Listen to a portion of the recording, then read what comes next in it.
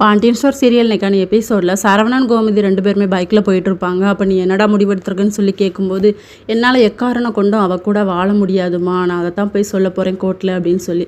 அப்போ குழந்தையோட நிலமை, குழந்தை அங்கேயும் இங்கேயும் வளருமாடா, நீனே யோசிச்சு பாரு, அப்பா அம்மாவை தனியாக பிரிஞ்சது வளர்ந்துக்குமா அப்படின்னு சொல்லிட்டு, எக்காரணம் கொண்டு என் குழந்தைய நான் அவகிட்ட கொடுக்க மாட்டேன், அந்த குழந்தை என்னோடது தான் அப்படின்னு சொல்லிக்கிட்டு இருப்பாங்க.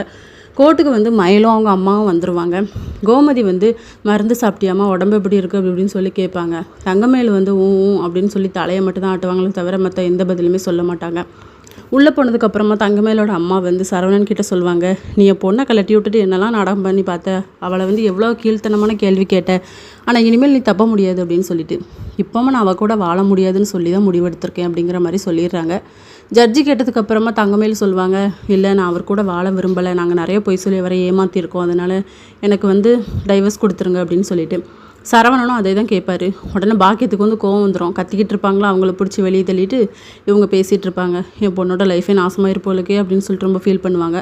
வீட்டுக்கு வந்ததுக்கப்புறமா சரவணன் பாண்டியன்கிட்ட சொல்லுவாங்க, அவள் எப்படி நடிக்கிறா தெரியுமாப்பா, வாயை திறந்தா பொய் தான், இப்போ ஒன்றுமே தெரியாதவ மாதிரி உண்மையாக மாதிரி நடிக்கிறா, நான் கடைக்கு போகிறேன்ப்பா அப்படின்னு சொல்லி கிளம்பிடுறாரு. இதோட இன்னைக்கான எபிசோட் முடியுது.